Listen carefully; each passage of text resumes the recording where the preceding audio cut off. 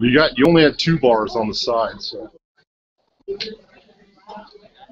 want to tilt the screen forward a little bit.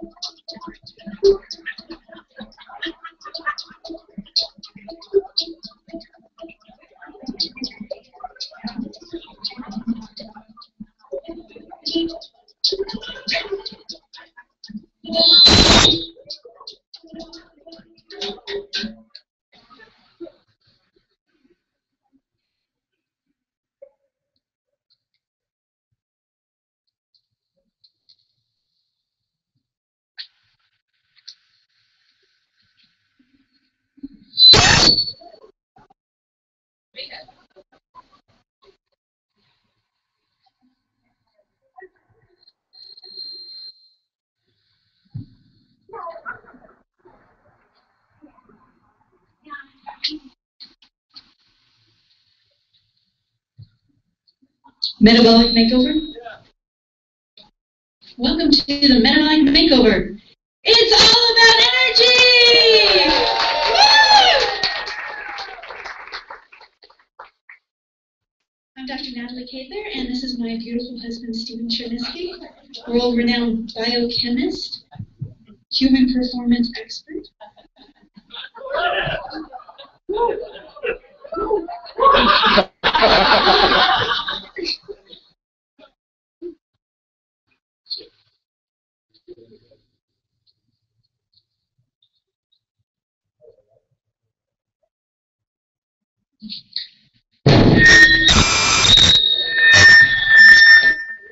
That was my Jimi Hendrix intro. So now that we have sound, thank you, Michael. This is going to be a great night because we're going to be talking about things that some of you already know. So it'll be a review, and for anybody that's new, it'll be brand new. We're taking it to the next level. Or taking it to the next level. Brand new. Michael, could that go down a little bit more? Because it's too tinny. If you got a cell phone, I'd appreciate it if you would put that on vibrate, because that's almost as bad as having a microphone that doesn't work. We're going to start by talking about metabolism, and I should define what I want to do. This probably works better.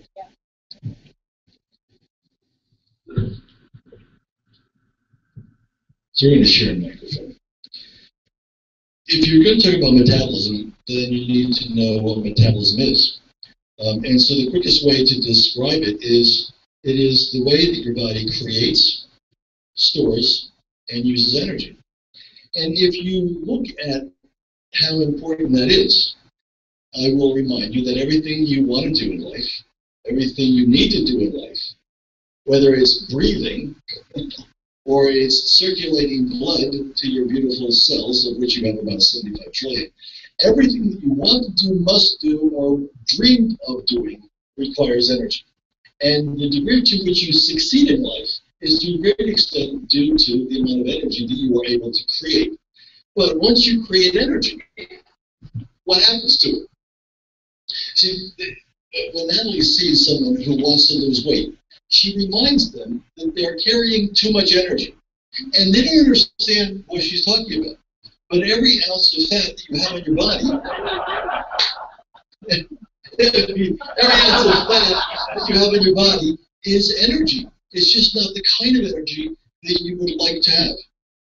And of course, a little bit is important, whereas Natalie reminds us when she sees a patient, she says this new study just showed, and it was just released a few weeks ago, that women who carry a little extra weight live longer than the men who point it out.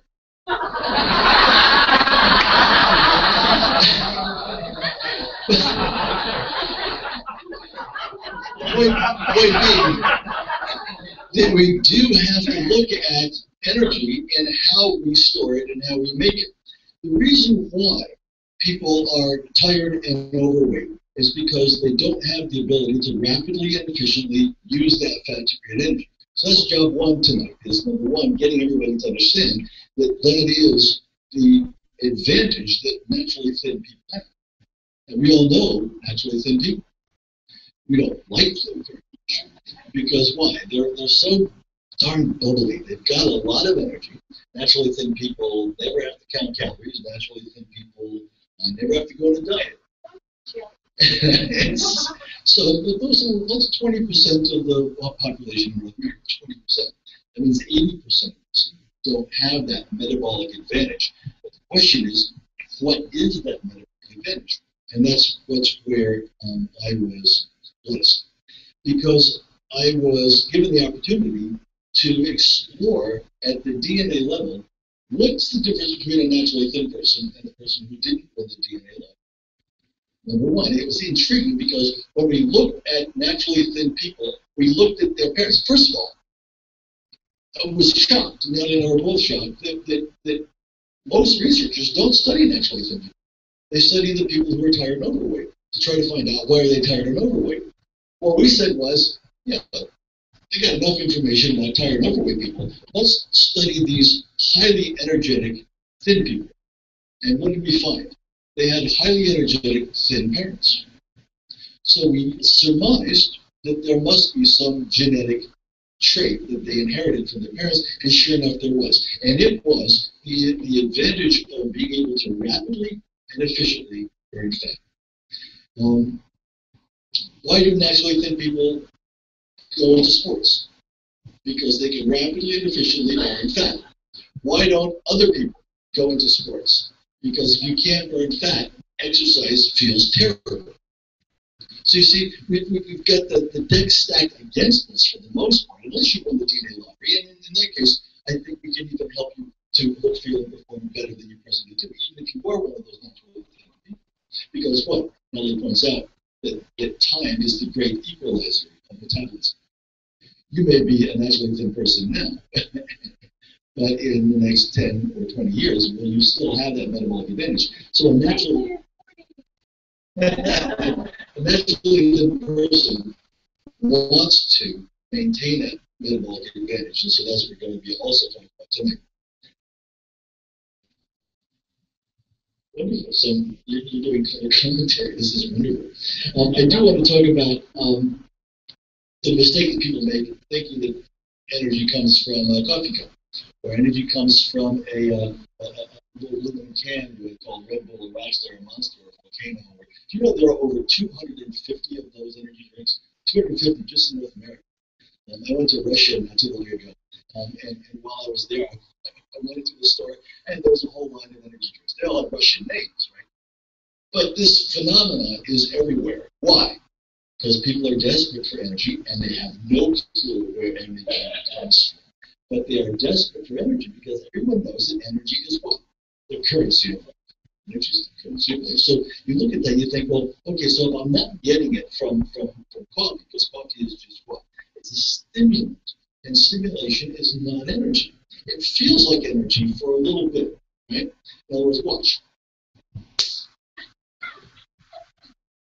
That kind of felt energetic, right? What was that real energy? Would anyone in this room think that Stephen just experienced real energy at the cell level? No, Stephen just experienced a slap in the face. So caffeine is exactly like that. And it's not necessarily slapping your face as much as it is slapping your adrenals, or those beautiful little organs sitting on top of your kidneys that produce stress hormones. So the caffeine stimulates the adrenals, produces stress hormones, so that the effect that you get is very similar to a near miss by a city bus. You're not paying attention when you cross the street. You almost get hit by a bus, you don't get alert after that. But you never say, I think I'll do that a few times today. You see, so the idea that caffeine gives you energy, we have to dispel that myth right away, because it is the most pervasive myth that we're exposed to in terms of energy. Go to the convenience store, go to the gas station, go anywhere. You'll see lots of products, and they all have the word energy on it. But the only ingredient is what? Turn it over, and it's caffeine. So why does that even happen? It happens because what? The FDA says that a temporary increase in alertness equals energy. Temporary increase in alertness, which you get from caffeine, the FDA says that is an energy, and therefore you're allowed to put the word energy on your product, even if the only active ingredient is caffeine. Do you agree with it? Do you agree that a temporary improvement in mental clarity and alertness, right, which we all use when we have a cup of coffee in the morning, we're just looking for that little boost of mental clarity and alertness so we can get into the day, right?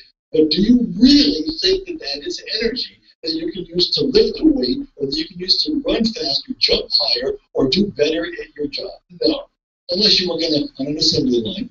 And it's been shown that caffeine on assembly line workers does reduce the number of errors. But that's not energy. It's just stimulation.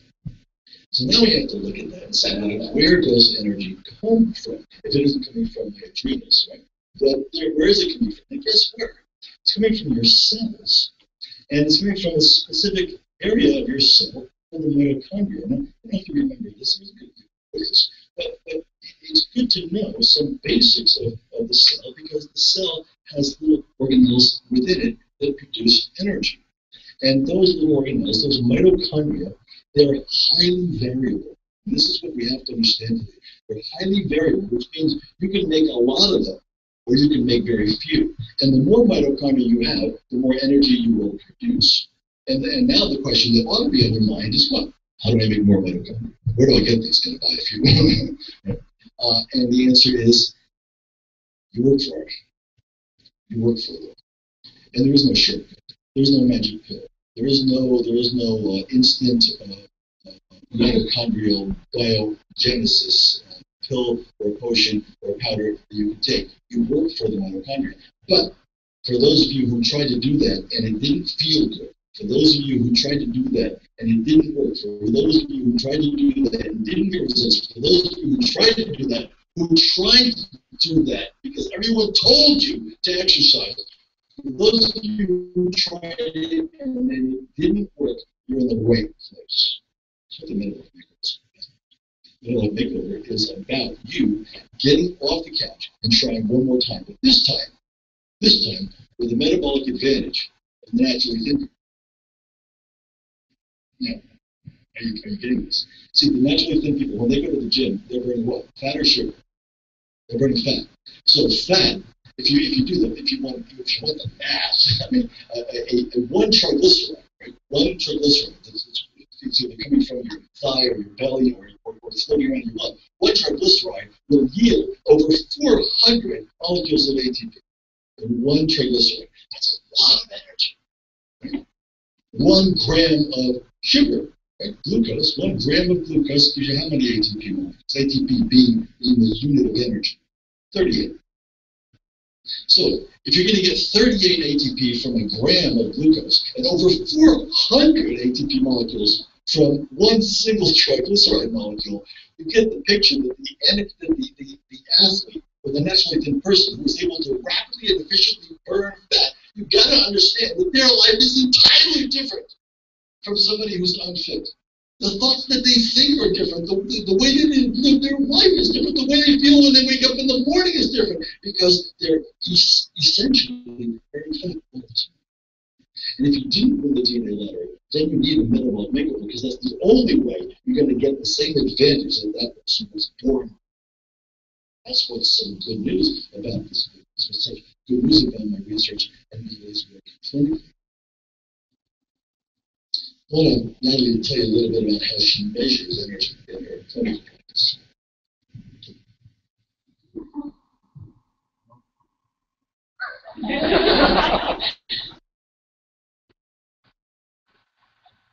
So a lot of people don't know why I started doing metabolic medicine. And the reason that I pursued this path is because conventional medicine actually failed me as a patient. I was on 2 antidepressant drugs in my early 30s, gaining fat, losing muscle. I could feel my body withering away, yet my clothes were getting tighter. When I had testing done as far as my neurologic status and my mental functioning, even though I was 32 years old, I functioned like a 56-year-old woman. I went into menopause. I was getting worse and on 2 antidepressant drugs. I recently recertified for my family medicine board exam and was reminded of that path. And if I had stayed on the conventional medicine path, the next treatment for me would have been shock therapy. So I had good inspiration, good motivation to find something different. At our clinic, we think about metabolism. So quick review here. What is metabolism? It's how we create, store, and use energy. So we measure that through different ways. And the first one, of course, is questions. What is that person experiencing? How many push-ups can they do? I had a client today, and she was so weak that she couldn't even do a single push-up. She needs a metabolic makeover. The next thing we do is blood work. We look at hormones and nutrients and other factors as far as how metabolism is working for the person. We also do a test called an autonomic nervous system health assessment.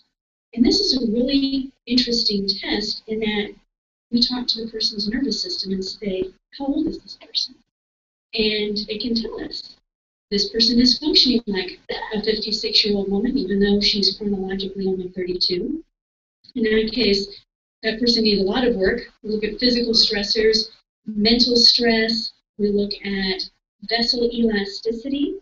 We look at how the nervous system is in a resting state, in deep breathing state, when they take a deep breath in and force it against their belly and chest and then let it out, and when they're standing. Another test we do is called VO2 max, or maximum volume of oxygen testing. Let me just say that elite athletes, they usually consume 50, maybe 80 milliliters per kilogram per minute of oxygen.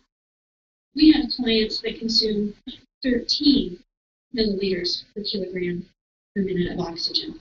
So you can see what that difference is. Stephen talked about how do these people live differently compared to the sedentary people, and we can see that.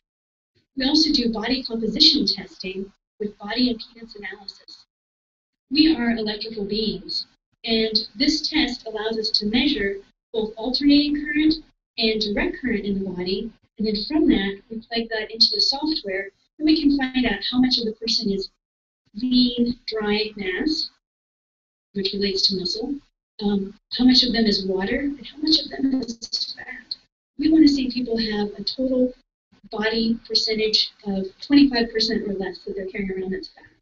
I like to see for lean, dry mass at least 19%. And for total body water, we want to be well hydrated. And that's because what molecule is involved in every chemical reaction in the body? Water. 60%. That's what we want, 60%. And then we do muscle testing with hand grip strength testing. And we find out how strong that person is. Today we had a client who is in his 70s chronologically. He's 62 biologically. And despite his COPD, asthma, hypertension, he has a hand grip strength that of I've seen in 30-year-old men. So age is just a number. And I think that's the 6 that I've named. Thank you.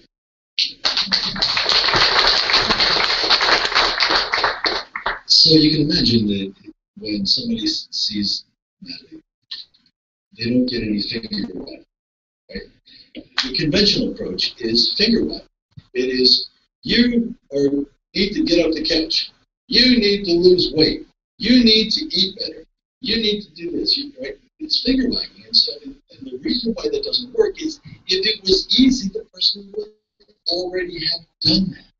See, and it's very, very likely that the person has already done that and it didn't feel good, or it's what I call the catch-22. The catch-22 is this: you can't really enjoy exercise until you're fit, but you can't get fit until you exercise.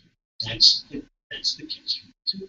So what's the fix? What's the solution to that? Because again, the idea isn't that you have to force yourself to do something you don't enjoy.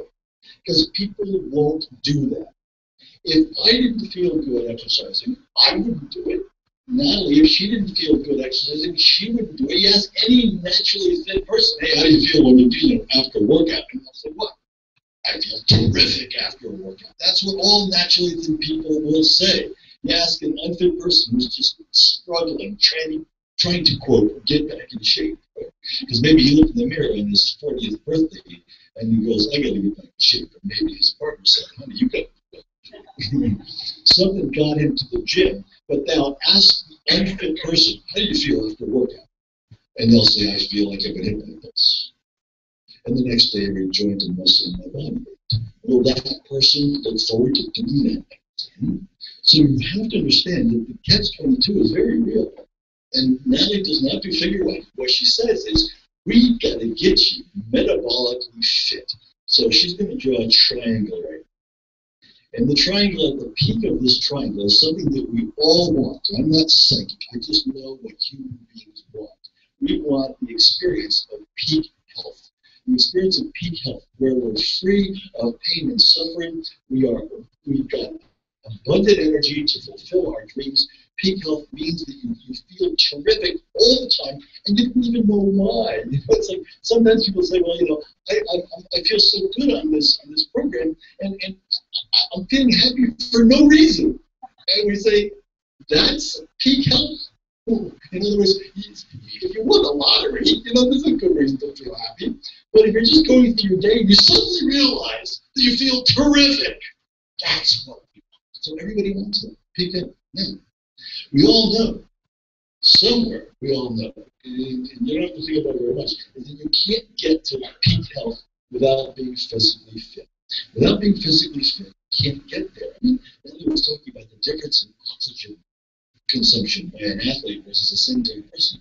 You realize that the oxygen is basically the substrate of all energy production. Right? Now, you can produce energy without oxygen, but that's not the kind of energy that you want unless you're a competitive bodybuilder.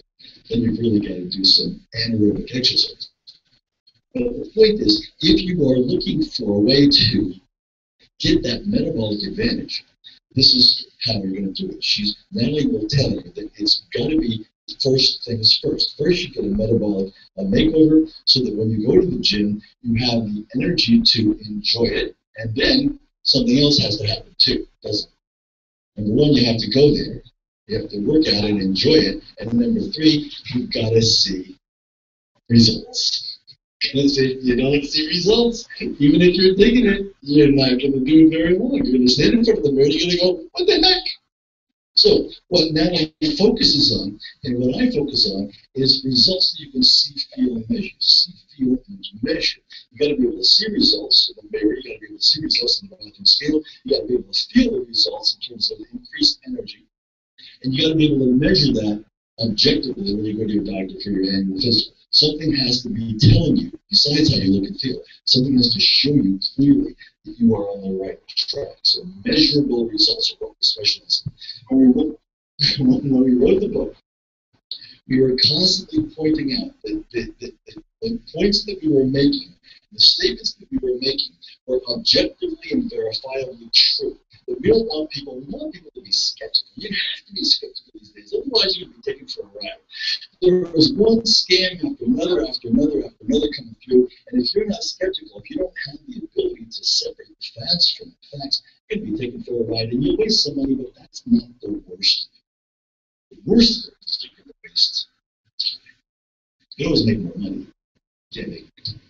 So we really think that it's important to understand that the book that you got when you came in the door is supported by over 200 citations to current biomedical literature, so that you can take it to your doctor. You can talk about it with your doctor. You can talk about it with your biochemist brother-in-law.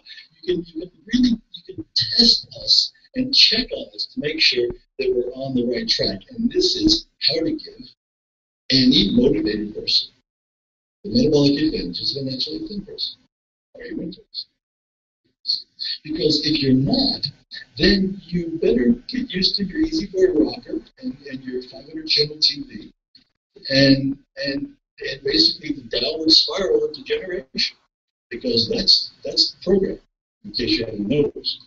If you want something other than that program, the default behavior, if you want something else, you're going to have to work for it. But when I use the word work, I don't mean arduous work. I mean the kind of work that you feel good about, that you look forward to, because we all had it once upon a time. And it wasn't so long ago, was it, that you heard your parents calling you for dinner and you didn't want to go. You didn't want to stop playing. You were climbing trees and you were playing tag or whatever you were doing, sandlot, baseball, kickball, whatever it was, whatever you were doing, you didn't want to stop playing, even when your mom was calling you. In our house, we had a bell. If you heard the bell, then the whistle came. After the whistle, it was a slap across the face, or a whip, or one of these belt. Right? So, it's really the whistle and the bell. If you didn't go for the bell, man, you were in big trouble. The point being, we didn't want to stop. It wasn't so long ago, was it? So what happened?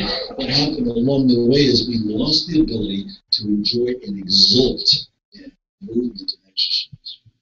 Now, I'm going to talk a little bit about what happened. Some of this is history that many of you are probably familiar with. If you lived in the Pacific Northwest, especially if you lived in the Olympia area, you are probably aware that for decades there was over 180 ships moored off the coast of Olympia, Washington.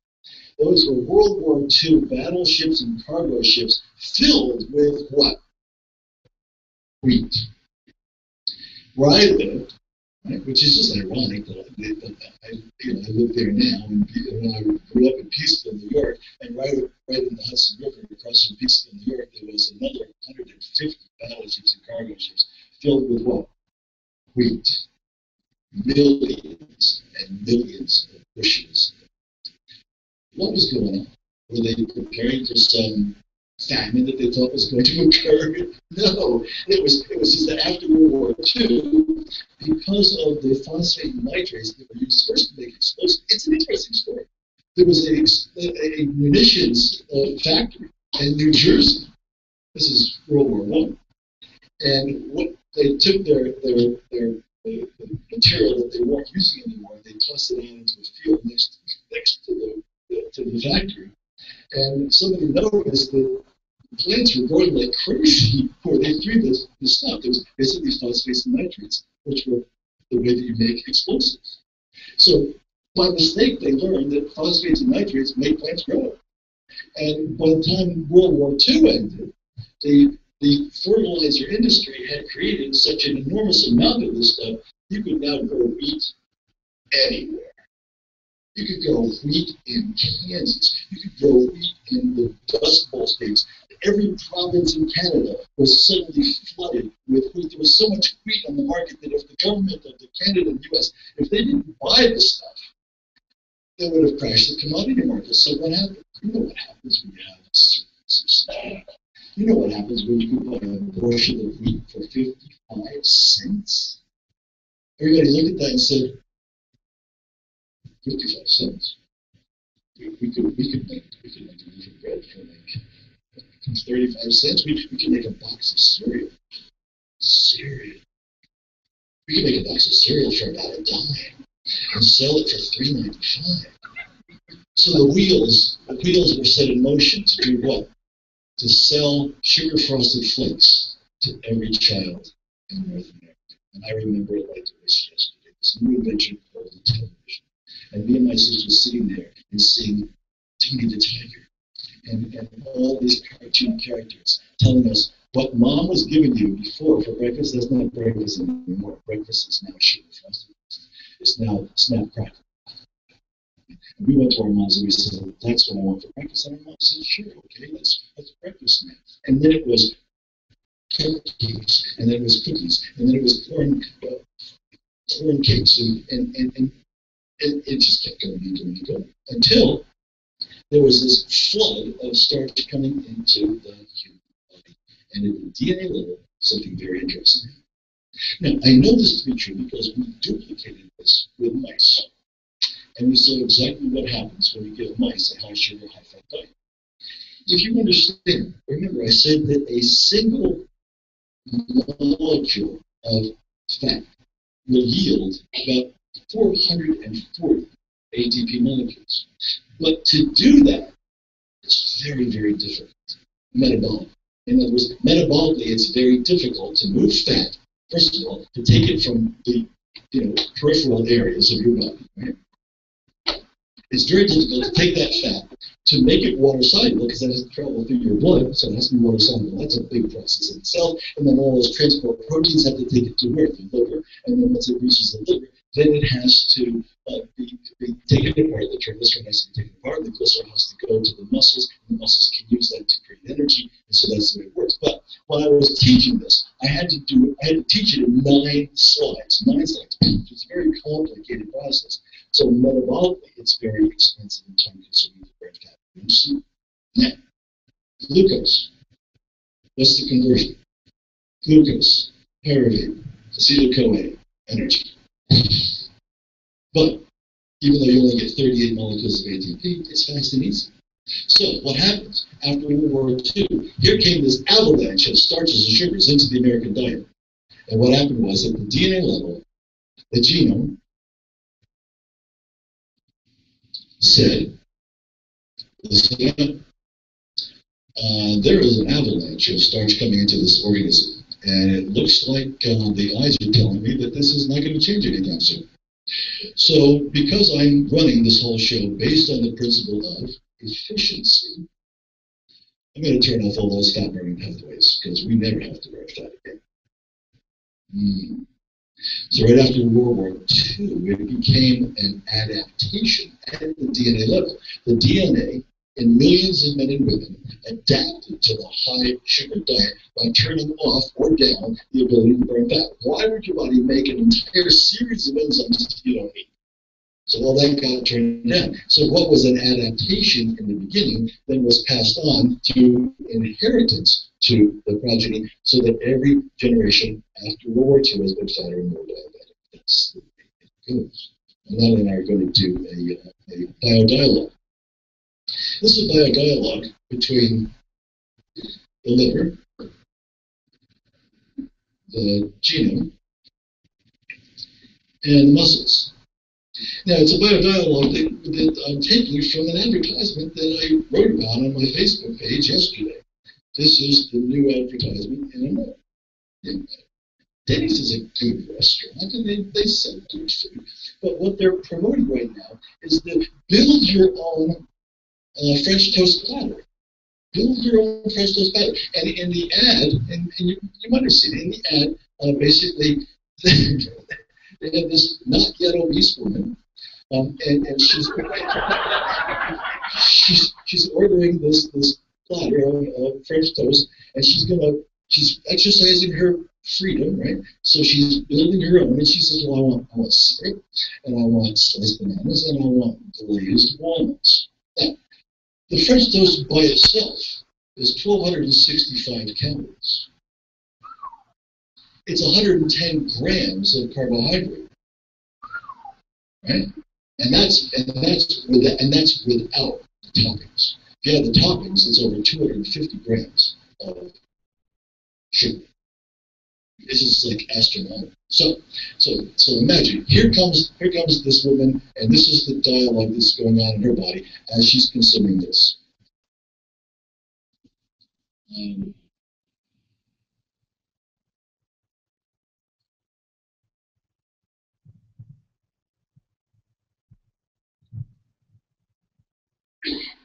Liver says, okay, heads up.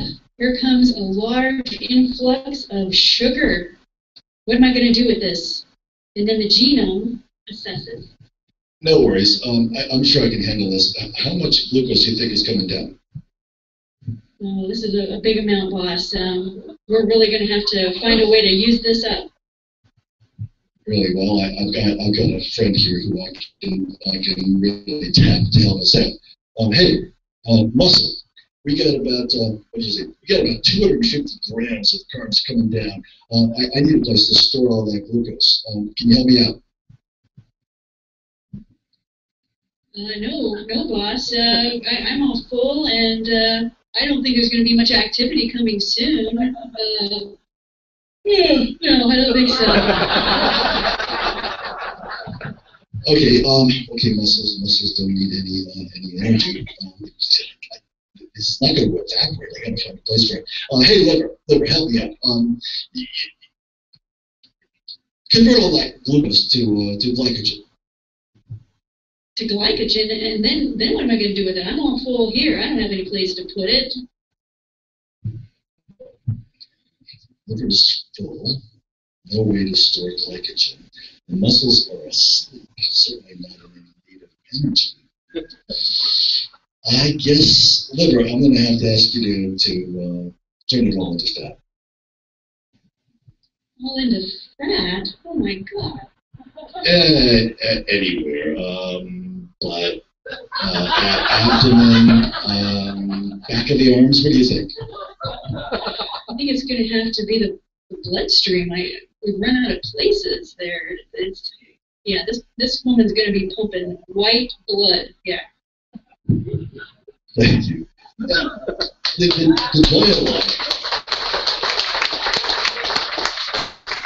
dialogue does go go just like that. The liver is the clearinghouse for all the nutrients that you consume. When the liver is flooded with glucose, it doesn't evaporate. It can't evaporate. The liver has to do something with it. So first it checks with the muscles, yes. And now, if you were just worked out, don't forget, if you just worked out, you used energy, and the liver says, oh, fabulous, thank you, take as much as you need, right? Because then you have to replace the storage of glycogen, which is the storage form of glucose in the muscles, and everything works out. So that may give you a hint. It might give you a hint that athletes can consume more starch than a sedentary person. The answer is yes. In fact, if you're an endurance athlete, if you're an ultra-endurance athlete, and I worked with some of the most remarkable athletes on the earth, we would have a hard time replacing their glycogen stores. We would have to literally feed them like 8 meals a day, mostly carbohydrates. There was one athlete that I was working with who was bicycling from LA to Washington, D.C. Now, I don't recommend you do that. That's crazy. But bicycling from with a race across America, and he won it 4 years in a row. But while he went at night, right before he went to sleep, he had to go IV drip pure glucose. That's how depleted his muscles were. But what about the sedentary office worker? What about the person who's sitting there who hasn't really done anything strenuous for weeks? When the glucose comes down into the stomach, when the stomach calls the genome, and the genome calls the muscles literally, as I just said, now, boss, we have no need for any energy. So the genome that calls the liver and says, sorry, liver, you're going to have to do something with this glucose. And the liver says, but I'm already full too. Because don't forget, your liver can store some glycogen, not as much as your muscles, but it can store some. But the liver says, I'm already full too. And the genome says, well, figure it out. And the liver goes, okay. I know what I can do. I can take a molecule of glucose. I can convert it to another form of glucose, right? And I can attach 3 fats to it.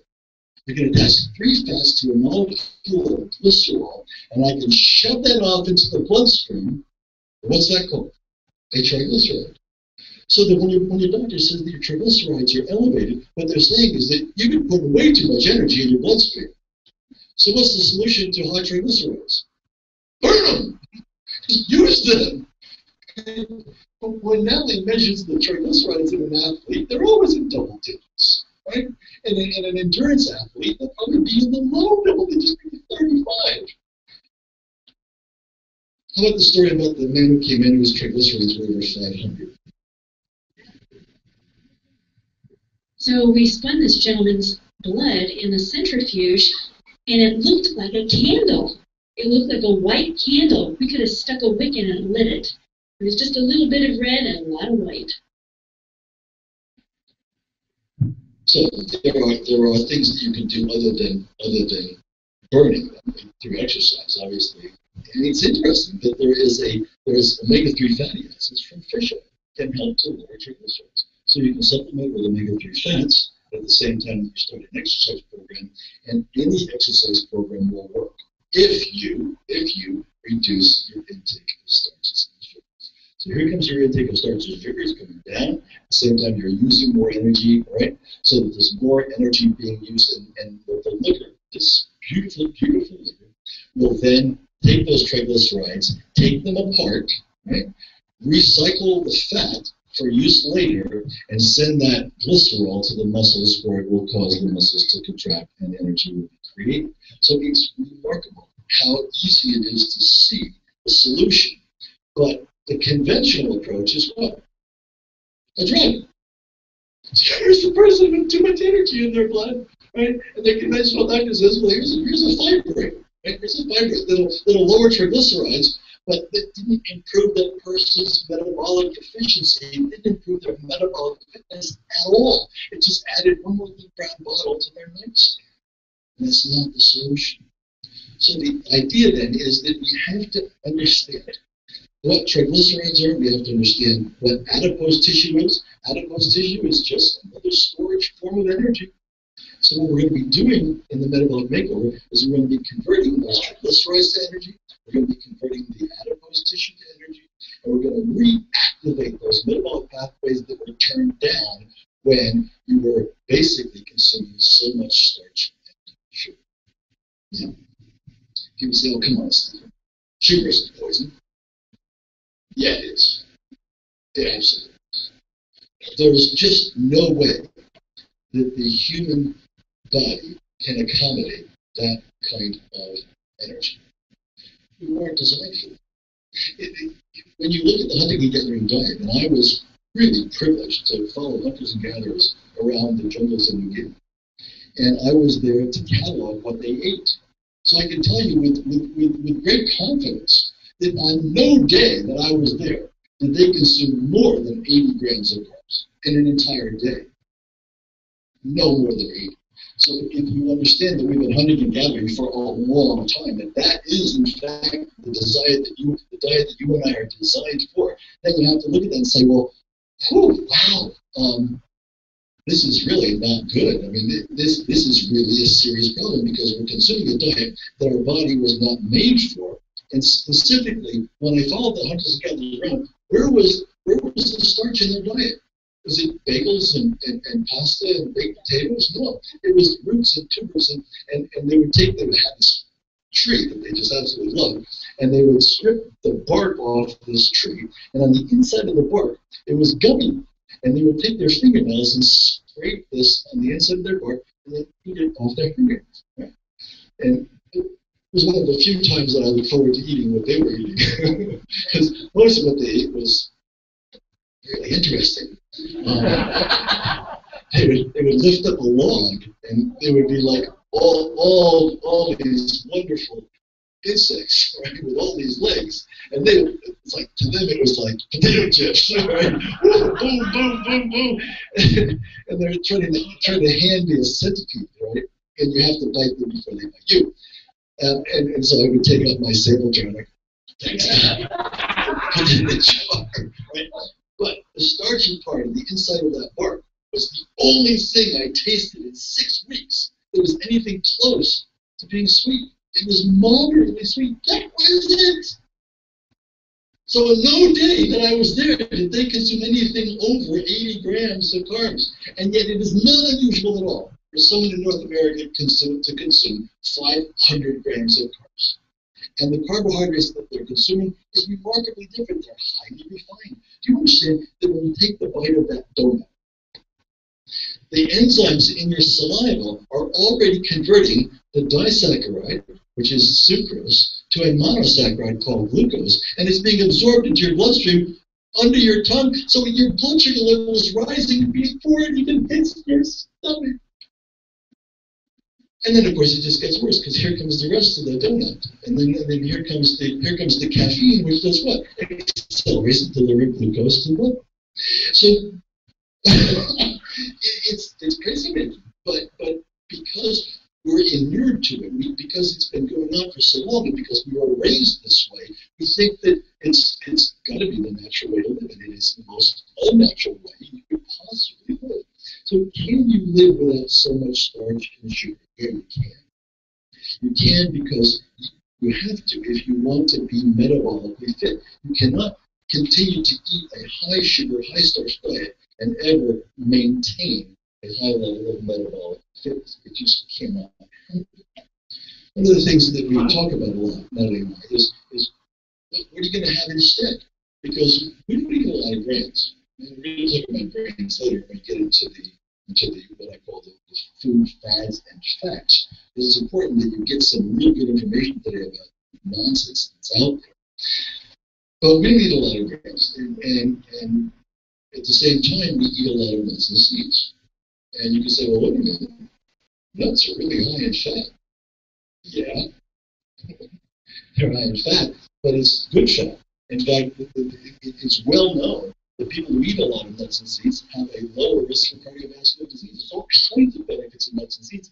And nuts and seeds give you what? They give you that satisfaction of density, of chewing. When people go off a lot of grains, they're constantly looking for something that is dense, because they're eating all these vegetables, fruits, and protein, and they're looking for something dense. doesn't seem so really a fabulous way to get that done. Almonds are our favorite, and pecans. And you look at almonds and hemp. Thank you. Natalie is very good at sprinkling hemp seeds on a lot of different dishes. But when you look at those sources of energy, what is it about seeds and nuts? You have to chew it. There's some carbohydrate, but there's also some essential fats. There's also a lot of protein. And as Natalie will point out right now, you have to look at the totality of the meal in terms of the ability of fats, protein, and fiber to moderate the delivery of glucose into your blood. Is that a good handoff? So in our clinic, we talk about you never want to have unopposed carbs. If you're going to have an apple, have some peanut butter with it. If you're going to have a salad, you better make sure that you have some chicken breast in there, nuts, other sources of protein. We also like to talk about protein diversity. And we have some nice listings in the book talking about different sources of protein that a lot of people don't even think about. So yes, we love hemp protein. We have whey protein that we supplement, pea protein, rice protein, and we like to use these in different ways. Like rice protein, you can add that to yogurt. A lot of people don't realize that yogurt can be a lot of sugar, with the exception maybe of Greek yogurt. So it's a great way to help boost the protein content of it.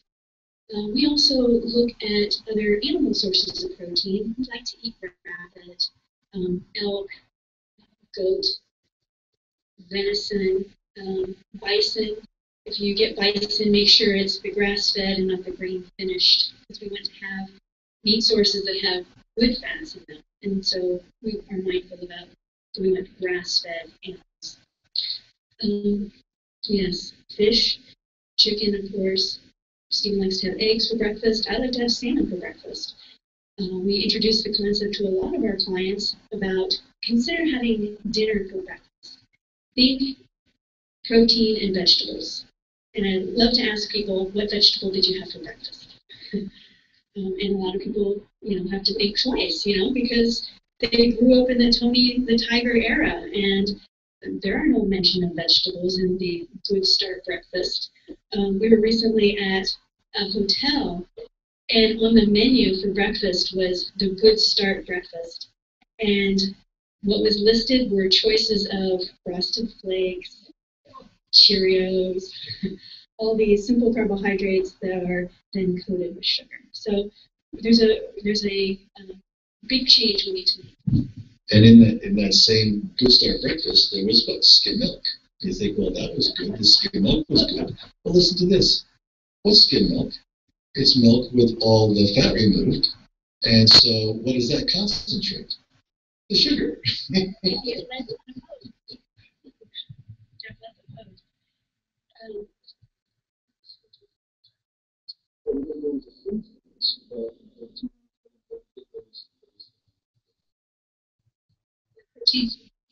So we use Grande Meats out of Colorado, and their website is www.elkusa.com if you're looking for other sources for protein diversity. Protein diversity is important because that's also part of the hunting and gathering diet. And if there's one thing that, I've been in this business for a long time, talking about nutrition, biochemistry, natural products, natural health business. And so there's a widely varying kind of repertoire of beliefs that are held by dietitians, nutritionists, and researchers. But there's one thing that everybody agrees on, and that is that variety is really, really important. And the wider the variety of your fruits, vegetables, and protein sources, the more likely you are to be optimally nourished. And some people ask questions about multivitamins, and frankly, you can get a good multivitamin. But for the most part, Natalie and I focus on getting our nutrients from whole food sources. Natalie does also measure vitamin D in all of her patients, because if you live north of the 30th parallel, right, if you live north of basically Los Angeles, you're not getting very much vitamin D. And so, especially in this area, you have to really pay careful attention to that because vitamin D, number one, is a metabolic modifier. Number two, is critically important for cancer, including your bones and your brain and your resistance to cancer. For example, vitamin D is an anti-cancer agent. So what we want to do then is we want to understand that most of your nutrients are going to be coming from a highly varied natural foods diet. But you may need to add vitamin D. Now, why don't you describe how you measure it and what you're looking for in terms of the values? We measure serum 25-hydroxy vitamin D, and many laboratories will give a reference range of 30 to 100. That's a pretty wide reference range, don't you think? The studies have shown that a level of at least 54 can help prevent breast cancer for women. So that's really important to think about that. But when I look at a plant, I want to know the things about their metabolism, right? I talked about those 6 things, what's their strength like? How are they creating, storing, and using their energy? And for many people, an optimal level is actually closer to around 80 to 100. So we look at what's happening for the person and then do the dosing based on that. Here in the Pacific Northwest, the most common vitamin D dose is 5,000 international units a day. And it turns out that even in Southern California, vitamin D deficiency is a problem. Can anyone guess why? Where they're not getting outside. So, yeah, video games. A study was done, Days will love this, over in Denmark, which showed that women that were supplemented vitamin D during pregnancy, their babies had a lower risk for asthma. So when I have a pregnant mother, I want to know what her vitamin D level is. I say, we're doing this for your baby. You've got to be mindful about your vitamin D. We're about halfway through the evening, so I would like everyone to stand up. We're going to learn a little bit more about your muscles. You don't have to worry, we're not going to be doing jumping jacks. Yeah, the t-shirts say that if you didn't want to see the t-shirts on the way in. What do they say in the front? I got your energy right here. Boom. So that's the t-shirt that Tina and Brenda are wearing. The point being that muscle is creating energy. In fact, over 70% of all the energy that you experience in your daily life is coming from muscles. Isn't that amazing? So, and why is that? Because muscle cells have more mitochondria than any other tissue in the body. So what we're going to learn a little bit here is something about the difference between the resistance exercise versus just aerobic exercise. So if you just lift your knees, okay? This is aerobic, and this is good. It's really good to do this, and whether you want to do it on a treadmill or whether you want to walk, with your friend, or whether you want to run, whether you want to do stairs, whether you want to do whatever you want to do that gets these muscles working. This is sending a message to your genome in the muscle right now at this moment. The muscle is sending to the genome a message saying, hey, we're working now, so if you see any energy, we're going to help us out here and send us some energy. So that's what's going on right now. This is aerobic energy that is being produced by you breathing. Now, if we did this long enough, we'd start to breathe a little bit harder, right?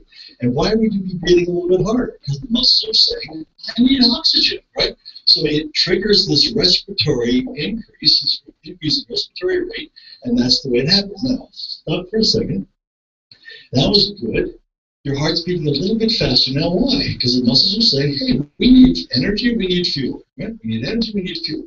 But now let's do something else. Let's do some resistance exercise. And that's done simply by squatting. Now, the perfect squat is one in which you can see your toes at all times. So you're going to have to stick your butt back enough so you can see your toes. I want you to be able to see your toes.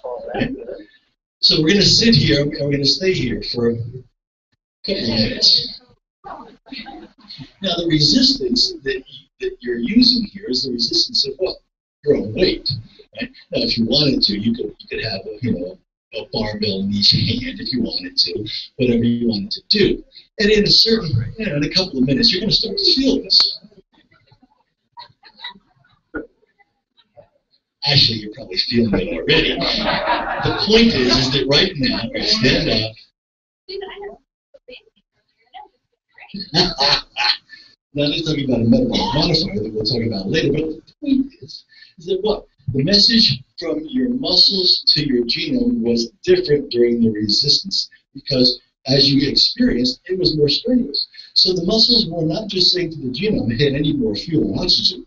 Your muscles were saying, I need, listen to this, more mitochondria. So that kind of exercise, which is more strenuous, the resistance training that you do, and when you go to the gym and your personal trainer says, I want you to lift weights, and you go, really? Can't I just walk on the treadmill and read a book?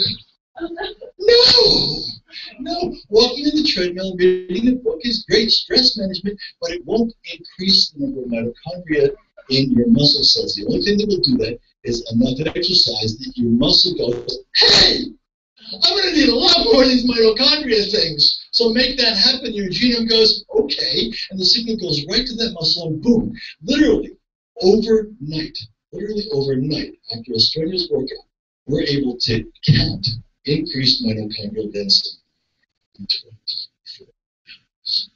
Can you imagine how gorgeous, how beautiful the human body is to respond that rapidly to a stress? But you have to create the stress in order to get the result. If you don't create the stress, those mitochondria will literally disappear because you don't need it. Why would you produce something that your body doesn't need? Therefore, exercise needs to be what? Consistent. There's consistency, there's duration, and there's intensity. Duration and intensity. And of all the things that you have to learn about exercise is that if you're willing to do the strenuous exercise, the duration can be very short. Natalie and I work out at the most 5 minutes a day because we're willing to do it all out. Because quite frankly, she's the busiest person I've ever met. And I'm a fairly busy person. And we, when we got together and sat down and said, okay, how much are we committed to doing on a daily basis? The number was 5 minutes. So in order to get that, in order to get our exercise done in 5 minutes, no, we're both active, right? We don't sit all day.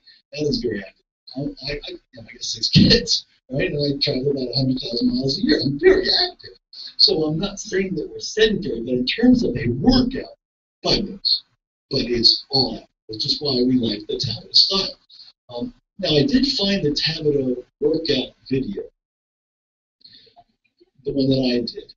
But there's a lot of Tabata workout videos. You can just go to YouTube, and Natalie's favorite is called Beck's Life, B-E-X-L-I-F-E. The nice thing about the Beck's Life Tabata workout is that she's got a Tabata timer right there in the 4-minute workout, so you don't have to have a timer. The Tabata technique is valuable because it basically optimizes your time. And it does it by you having 4 exercises that you like to do. And preferably, they would use different muscle groups. So, for example, if your first exercise is going to be push-ups, and these can be modified push-ups with your knees on the floor. Natalie tells people if you can't do even a modified push-up, do a push-away. Do a push-away.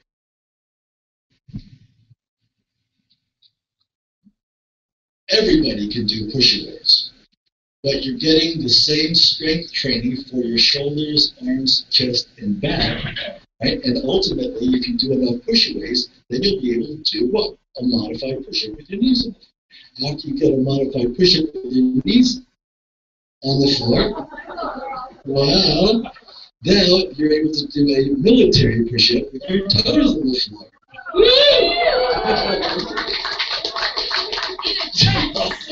In a dress. So, when Natalie says to a patient, let's get down on the floor, you know you're in trouble because she's going to make you work. But the point is, as you do that and you understand the value of the intensity of the workout, you don't have to spend so much time. Right? So it's time and intensity are inversely related to each other. And you can actually do a Tabata workout in exactly 4 minutes. Because it's 20 seconds of all out, followed by 10 seconds of rest, followed by 20 seconds of all out, followed by 10 seconds of rest, 20, 10, 20, 10. So you do basically 8 sessions of 20 seconds, and in between each session is a 10-second rest. And it can be push-ups, and after push-up, with your upper body, you might want to do high knees. Right? High knees. That might be your 10 seconds following your push-ups. After that, you might want to plank, because planking is a form of resistance training. So you can plank or whatever you do. And the tablet techniques that are available on the internet, on YouTube, are really valuable. Let's shift gears now to talk a little bit more about food, because there's a couple of what we consider to be not fads, I would call them confusion points. There's some confusion points. The first one I want to deal with is grains. And the reason this is important is that there seems to be this anti-grain motif running through the internet right now. And I'm not saying grains are great and you ought to consume grains, and I don't think we should throw the baby out with the bathwater. Yes, people consume way too much grain. Yes, this is true. I was in clinical practice, and I would ask a person, tell me the grains that you consume. And they would say, well, let's see. I had toast for breakfast and cereal, and then I had a sandwich for lunch, so that's another grain. And then for dinner, I had some bread, and then pasta, and it just, they would say, so you had wheat, and then you had some wheat, and then after that you had some wheat, and you ended with wheat, and then you had wheat for dessert. I said, so you really only eat one grain. And the guy would say, well, do you have a different? And I went, no, you ate wheat all day, right? So that kind of a program is not going to get the job done. For one, because wheat, it contains gluten, and gluten is not good for a lot of people. So there's that issue which we have to talk about, which is how much wheat, or should I eat wheat at all? And if I don't eat wheat, what do I do? Right? So again, a lot of work is showing people all the various alternatives there are for eating wheat, because really there's a lot of alternatives. And even in grocery stores now, there's a whole gluten-free section, which is really nice. At the same time, you can't throw away the valuable, what I call the ancient grains, the long-grain brown rice, quinoa, amaranth, buckwheat. These are old grains. The barley is an ancient grain. And so you can have a wide variety of grains in their whole natural state. In fact, when you hear me say the word grain, mostly it's always with the word whole in front of it. And a whole grain requires what? Chewing. It requires digestion. Sure, it's starch. But that starch is going to be released slowly through the process of chewing and digesting, as opposed to a grain that has been ground into flour and made into a cupcake. See what it is? So that's important that we understand that. So grains, really, our whole grains are really valuable. Now, do you want to add any comments from you on gluten? So a lot of people notice that if they cut gluten out of their diet, they feel better. And they wonder if they have this thing called celiac disease. But celiac disease is a genetic disease in which they inherit copies from both parents of abnormalities in their ability to digest this protein, and then it causes anatomical destruction to the gut. And so the gold standard diagnosis for celiac disease is a biopsy of the gut. I don't have celiac disease, but I am reactive to gluten. And when I eat gluten, I get joint pains, I get knee pains, I get irritable, I get gut pains, bloating, and I look older faster. I can look in the mirror the next morning and I can see what I ate in my face. I have deeper lines around my mouth, deeper wrinkles here. So for some people, even though they don't have the full-blown celiac sprue disease, they can have an inflammatory reaction to gluten. If you find that you're one of these people that struggle with losing fat, despite eating a low-calorie diet, leading what appears to be a healthy diet otherwise, and exercising, you might want to do a trial of removing gluten from the diet. We've had clients who have been on 500-calorie-a-day diets and unable to lose fat. Once they got gluten out of their diet, and other food sensitivities too, food weight comes right off. We have client who lost 40 pounds just by doing that kind of change to her diet. Test,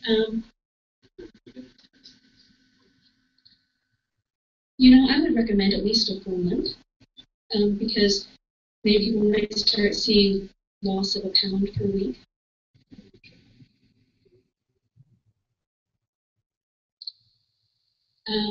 Yeah, and they can keep a log, a record of what they're eating, and also what they're feeling. A lot of people forget to write that down and track, what happens to their body. For me, I can see changes in my face in the next day. Some people are not that sensitive, and it takes a few days to see those kind of changes. I would like to add about your work in the past. Stephen was the director of the first FDA-licensed immunology lab in the U.S., and he found consistently that people that had food sensitivities, when they supplemented with digestive enzymes, it greatly reduced those sensitivities. So if I know I'm going to be exposed to wheat, first I chew and chew and chew and chew and chew and chew until my body hopefully will never recognize it as wheat. I'm going to digest it as best as possible. And then I also take digestive enzymes in my meal. I will even prepare, if I can, by drinking aloe ahead of time to help heal my gut before that chemical burn comes. So let me say that again, because that's a really important point. That if you have sensitivities to different foods, it could be the gluten and wheat. Remember, these are all proteins. Gluten and wheat, casein and dairy products, the albumin in eggs. These are all, most allergens are proteins.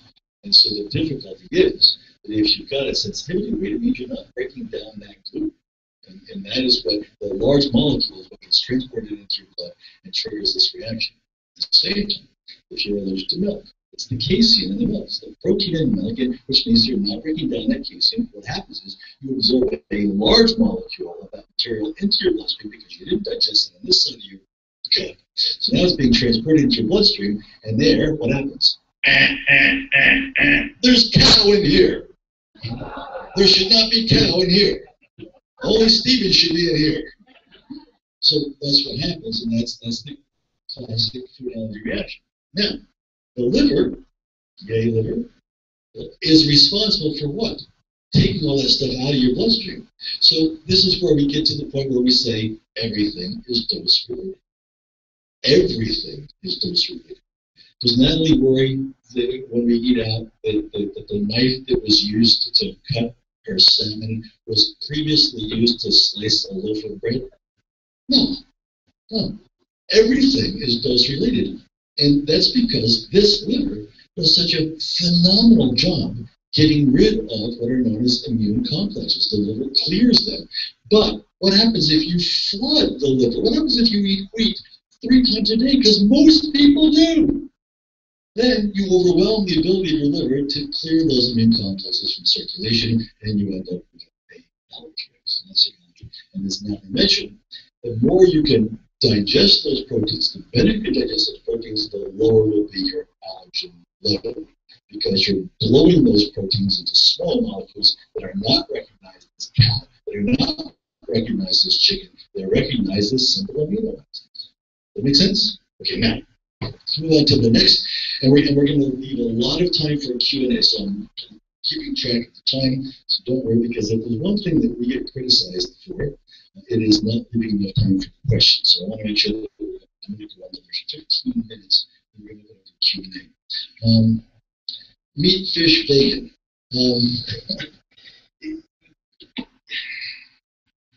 I'm a conscious omnivore, and we talk about this a lot in the book, because there's a lot of confusion regarding a vegetarian diet, a vegan diet, a raw diet, an omnivore diet. When I say omnivore, I don't mean we eat everything.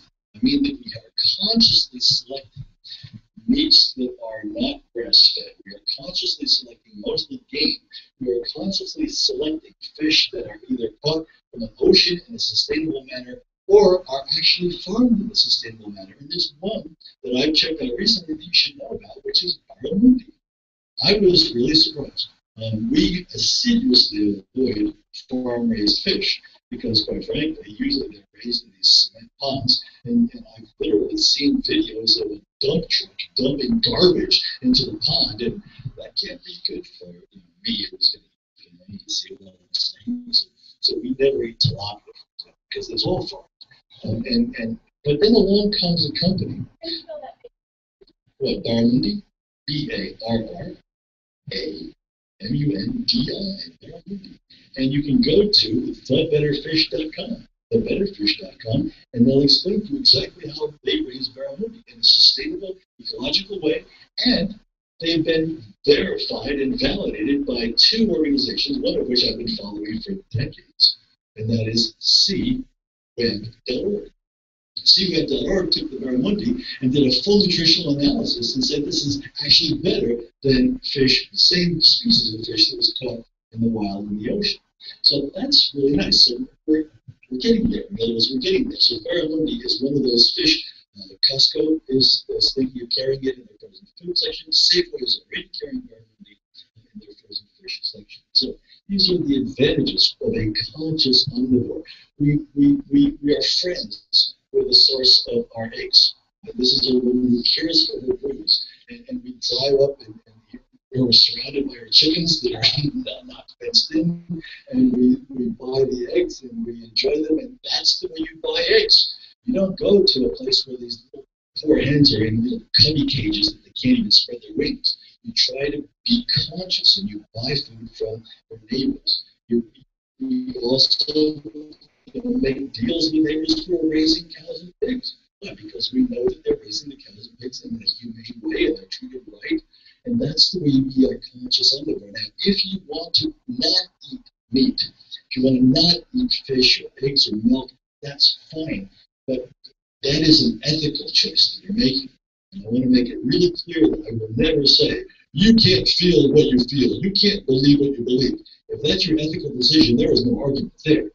The problem I have is when people try to make a scientific validation or justification for a vegetarian or a vegan diet. Because when you look at that, it doesn't look like that. In fact, there was a really good study that was just published this week showing that when they compared vegetarians to people who ate a little bit of meat, to people who ate a fair amount of meat but a lot of vegetables, to people that just ate the standard diet, the group that came out the best in terms of their health outcomes over a long period of time was what?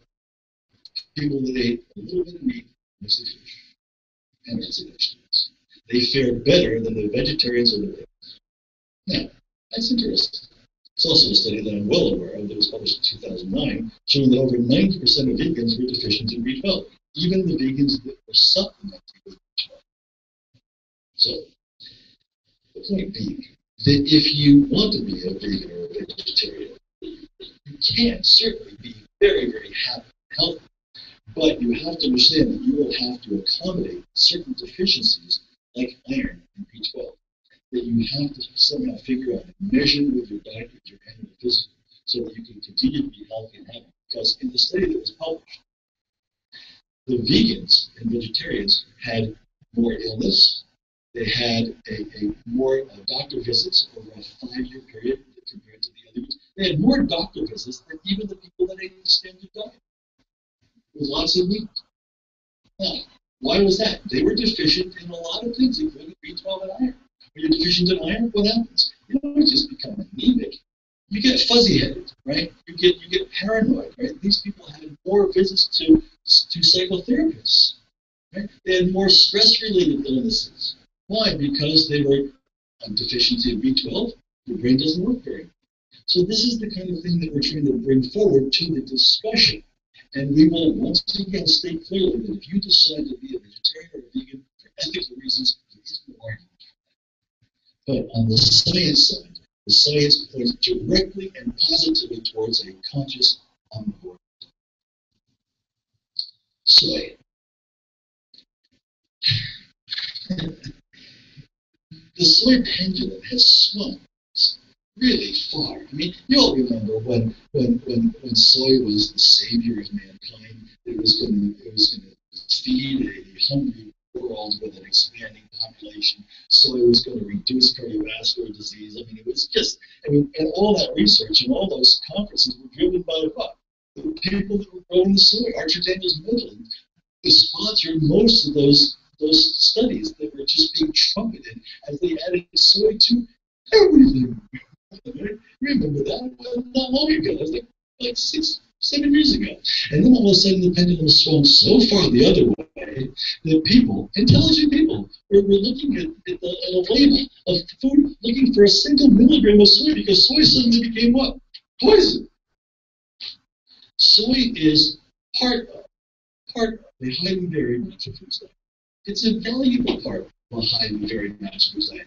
But soy should not be your major source of protein. Certainly not if you're a child. If you feed a child soy as their major source of protein, you will reduce their adult height. If you doubt that, look at any bean-based society in the face of the earth. Go to central Mexico, and you'll find people that look like pigs. Why? Because they have a bean-based diet, and they don't have other sources of protein, such as the people do who live along the coast of the same country. You travel in Mexico, and you go to the coast, and you find people that are just as high and tall as you can be. But then you go to the interior, and you see these tiny little people. Same thing happens in Japan. You go to the coast of Japan, you find people that are much taller than the people in the interior of the same country. Why? People in the interior are not eating fish. They're eating mostly soy, and that does have an anti-growth effect that is undeniable. So it should not be your major source of protein, but can it be a part of a highly varied natural foods diet? It certainly can. And there's no one who has any evidence that there is something wrong with eating a modest amount of this. We're going to move now into talking about something that I think you're going to really enjoy: metabolic modifiers. And these are compounds found in nature that have the ability to alter the way your genes are expressed. Remember, a gene is just like one of these dimmer switches. A gene can be on, off, or anything in between.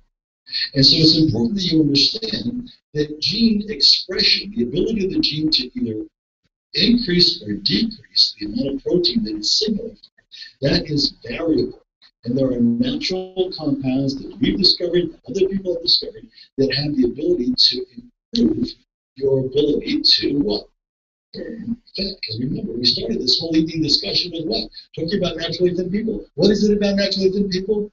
They rapidly and efficiently burn fat. If you want to have the advantage of a naturally thin person, metabolic modifiers, together with what?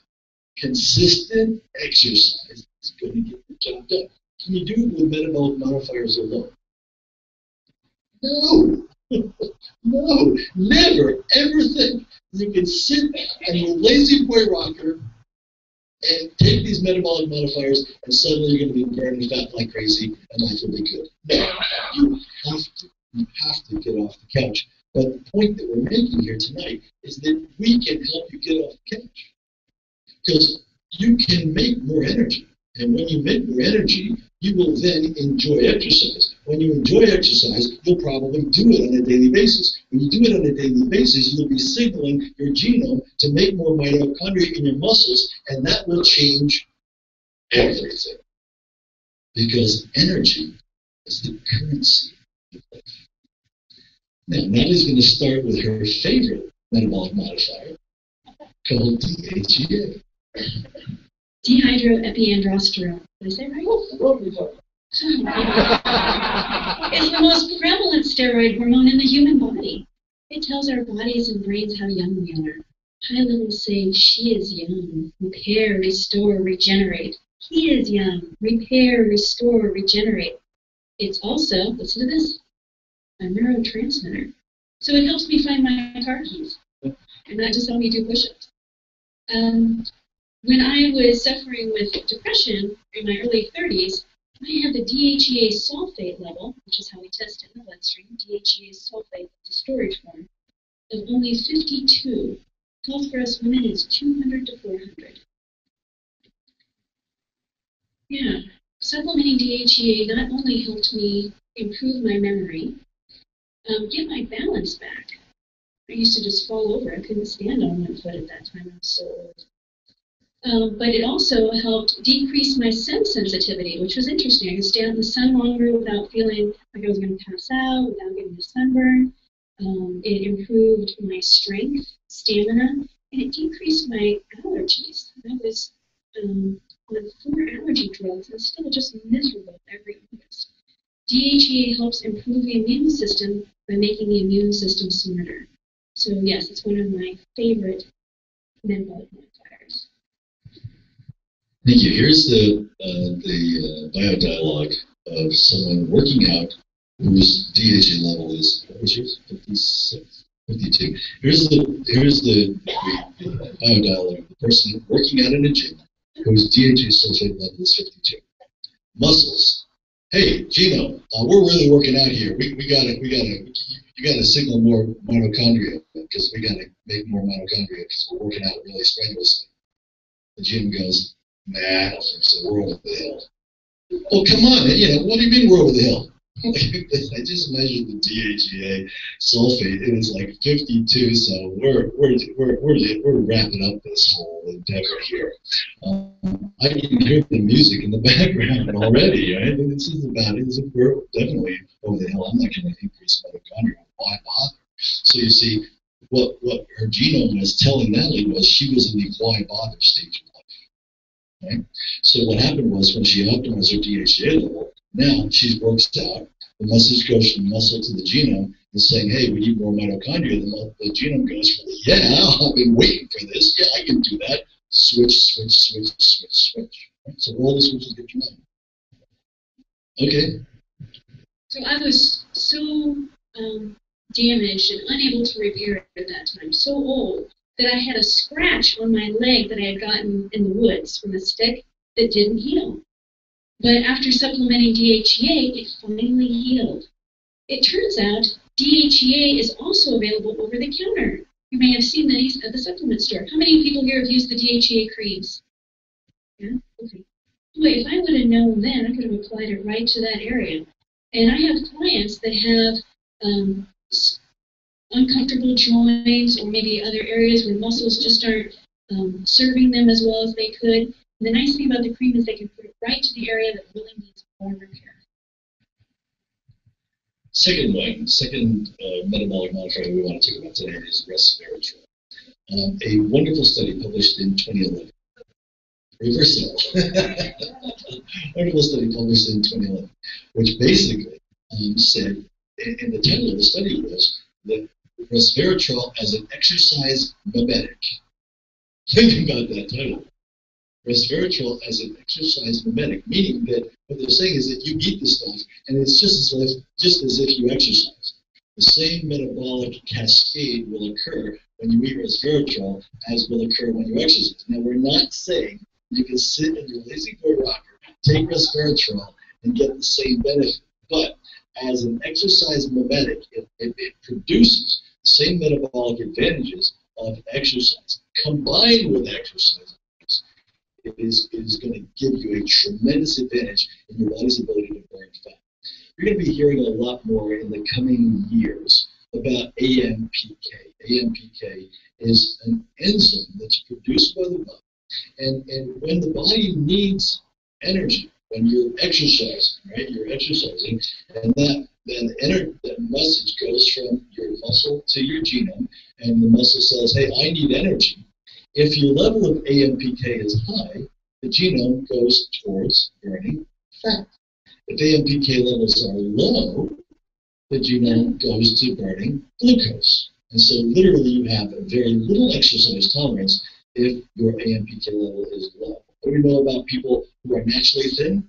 They have high levels of AMPK. What if you didn't win the DNA lottery? You can eat resveratrol and it will raise your AMPK levels.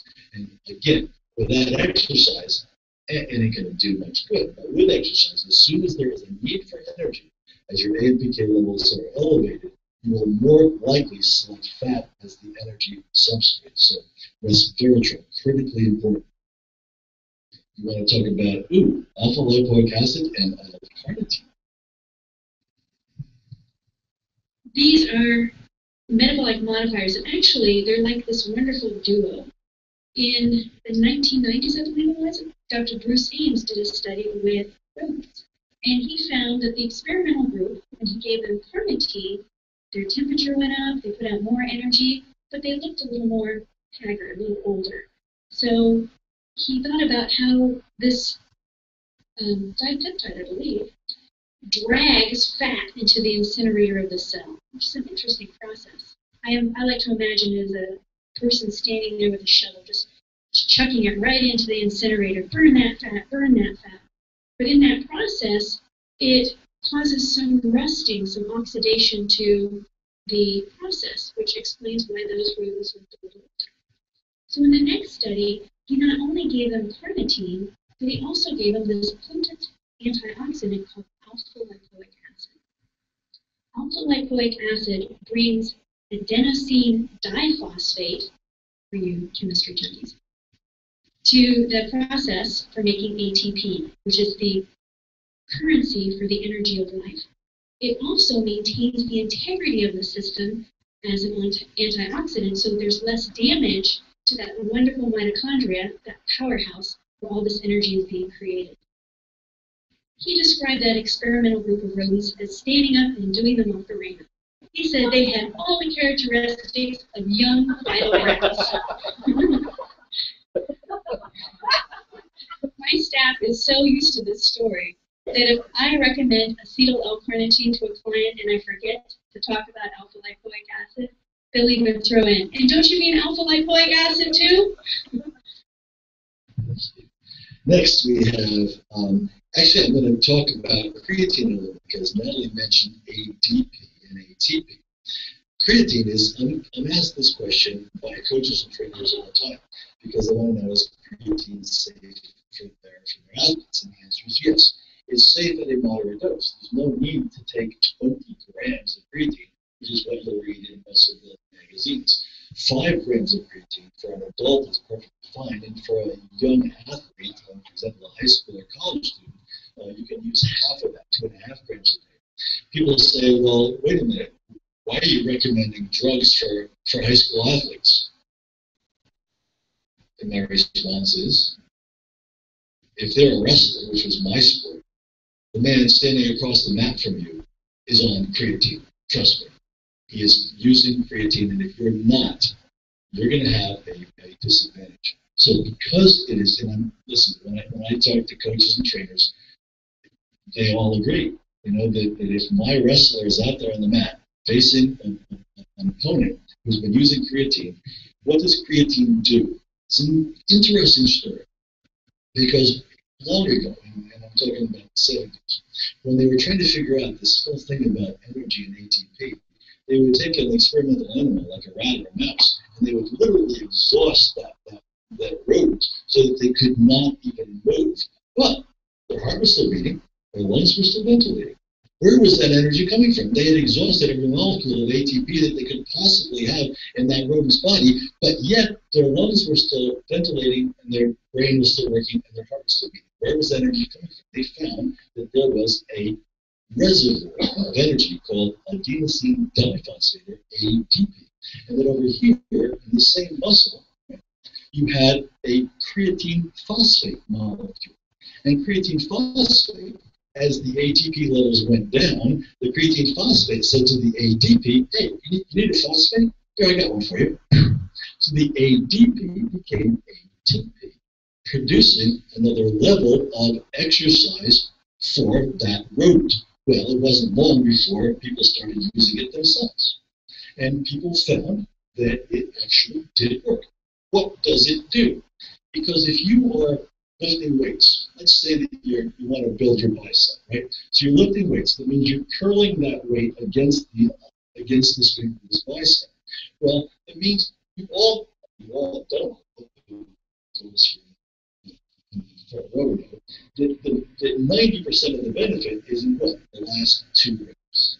In other words, you're going to be lifting that weight, and you're going to be putting enough weight in your hand so that you can't do like 50 of these, right? Because if all the benefits coming from the last 2 reps, you want to get to the last 2 reps sooner than later, right? So what Nellie and I do is, as soon as we can do 10 of anything, we increase the weight. We want to max out at 10. That means that if you do not use creatine, you're gonna max out at 10. Just adding creatine, you'll find that you got 10, you got 11, you got 12, and depending on how we're feeling, because this is the last one is really more along the lines of how you feel, right? Or how good is your partner at encouraging you. Because if you can get 13, yeah, that's the point that creatine makes. And that last rep, that last 2 reps, that gives you that incredible message that muscle needs a lot of energy. So the muscle quality, remember, there's a difference between muscle quantity and muscle quality. You're probably not interested in winning contests for bodybuilding. You're probably just interested in maintaining the highest quality muscle you can, and that's where creatine comes in, because it gives you 2 more reps. Right? Now, again, we'll go right back to the wrestler on the mat. If you got 2 wrestlers, right, and they're both training hard, but one of them's using creatine, every workout he gets more energy from that workout than the boy that's not using creatine. So, I'm telling coaches and trainers, it's safe in a moderate dose. For a high school student, 2.5 grams a day is fine. For an adult, 5 grams a day is fine. Molly and I have a full 5-gram scoop, and it's 5 grams in our super shake, and that's what we use creatine for. We get those last 3 weeks in. Will creatine help you out if you're sitting on the couch?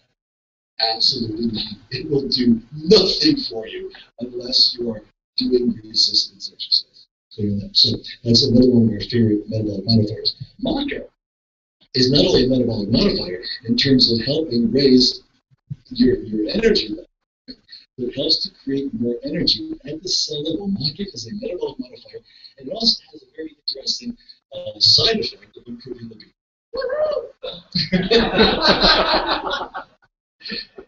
It really does. Maca is inexpensive. It's shocking to me. You can literally go to the health food store and buy a sack of maca. A whole bag of it. It's got to be like a 3-pound bag for like $9.95. Anything you want to say about that, Penny? So Stephen makes these really good maca. Almond butter, chia seeds, hemp seeds, maca. Anything else, Walter? He rolls it into a pan, chills it. He loves the Ninja. You can do lots of things with the Ninja.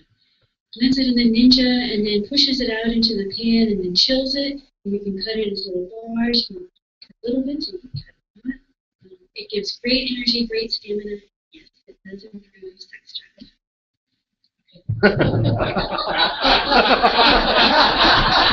Here you go, Stephen. What was that again? Where's his face for it? Aloe is a metabolic modifier. Aloe is a metabolic modifier, and we actually discovered that. Our research group in Korea discovered that and published it in back in 2004. We took their research from 2004 with rodents, so we said, well, gee, let's test this out with human beings and see if aloe compounds can improve metabolic efficiency. The study that was published in, it was published first in the Proceedings of the National Academy of Sciences, and then it was published in a journal called Metabolic Syndrome and Related Disorders.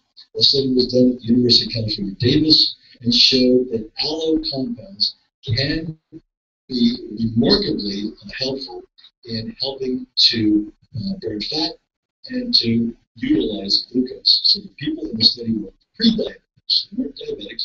They were people whose blood sugar level was rising but had not reached the diabetic point.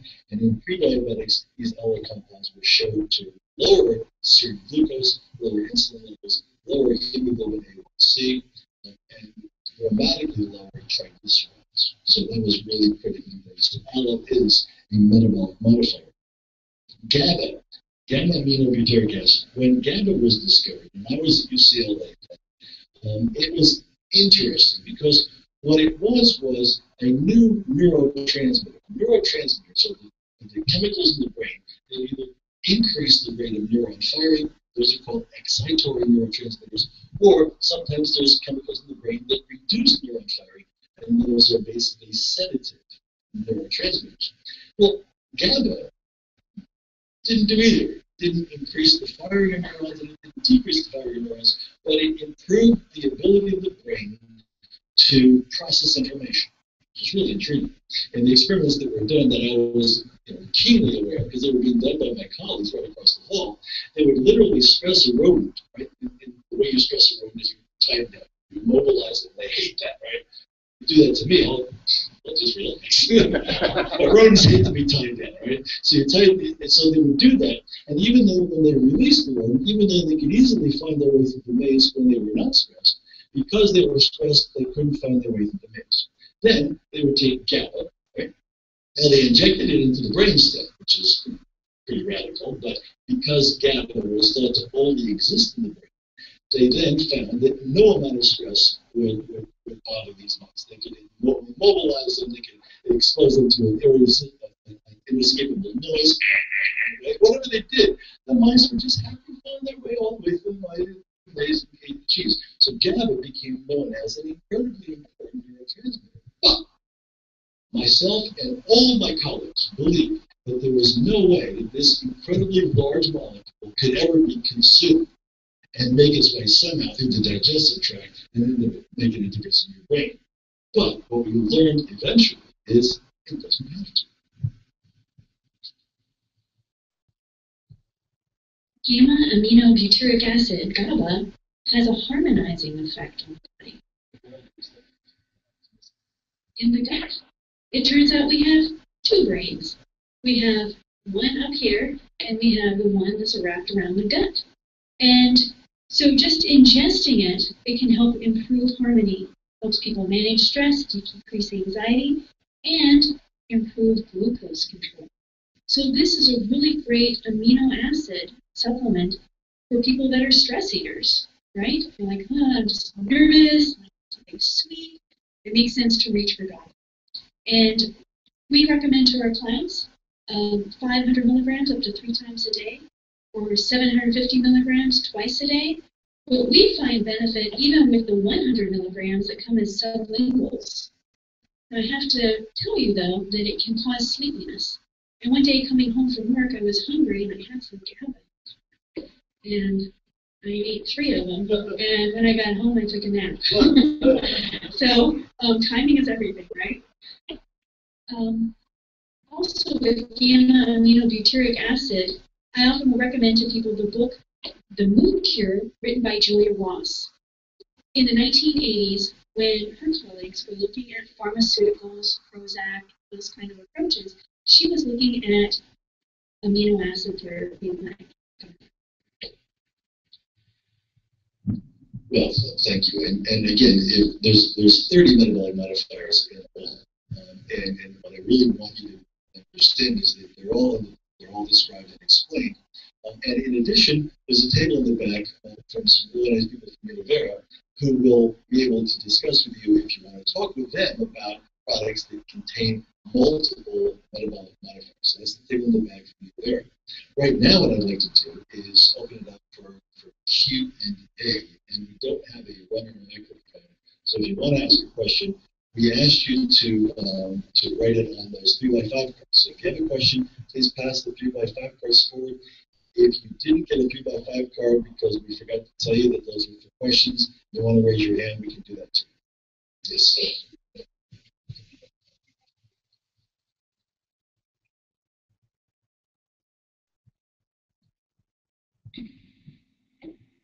Our daughter-in-law is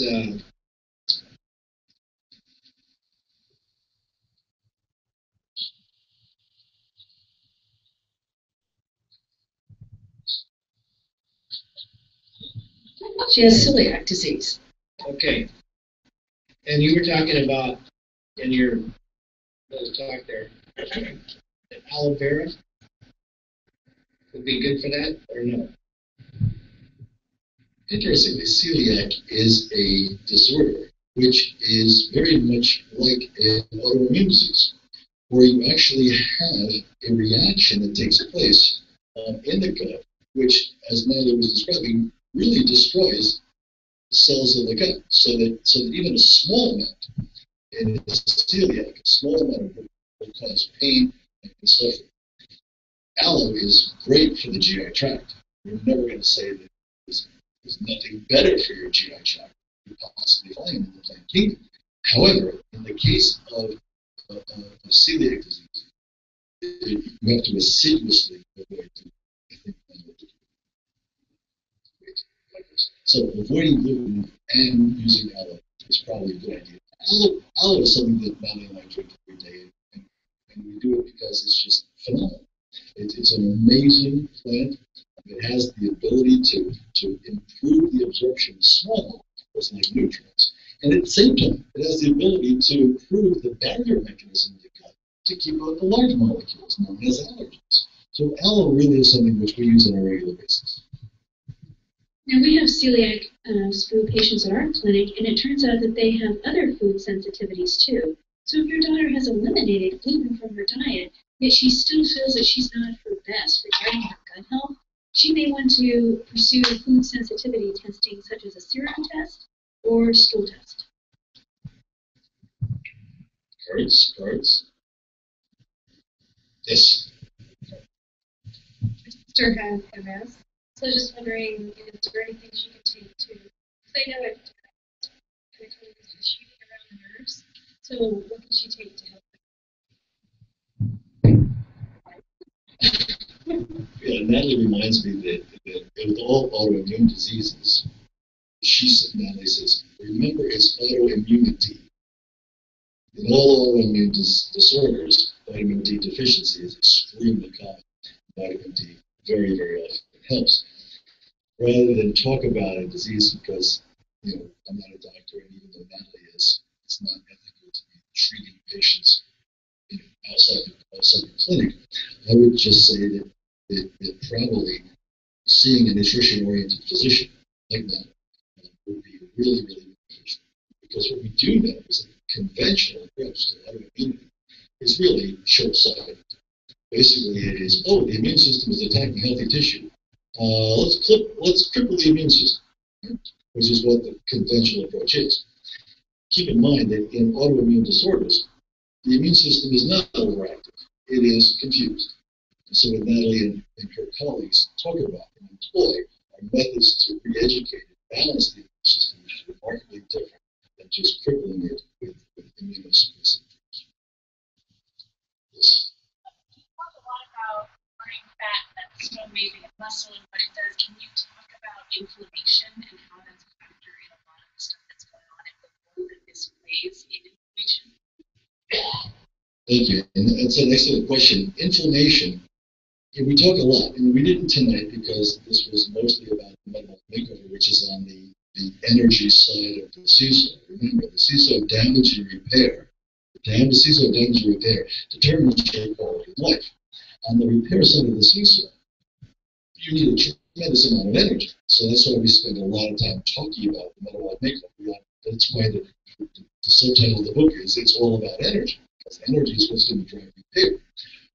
What Jordy was asking was, well, what about the damage side of the seesaw? What about the number one damaging force, which is inflammation? Is there a way to reduce inflammation? And there really is a way to do that, and it can be done with plant-based compounds. I've spent an awful lot of time, I'm talking about 30 plus years, looking at inflammation and oxidative stress, which are the two most damaging forces in human physiology. And the reduction of inflammation is critically important, especially if you understand that the American diet is pro-inflammatory, especially when you understand that aging is basically an inflammatory process that increases the older that you get. So early on in my research, we found that omega-3 fatty acids, which is fish oil, had a remarkable effect on reducing inflammation. So that told me that, number one, I ought to be eating more fish, but then I'm up against a little bit of a problem because if I eat more fish, I'm getting more mercury. Is there a way to get my omega-3 fats without eating fish? There is. Fish oil.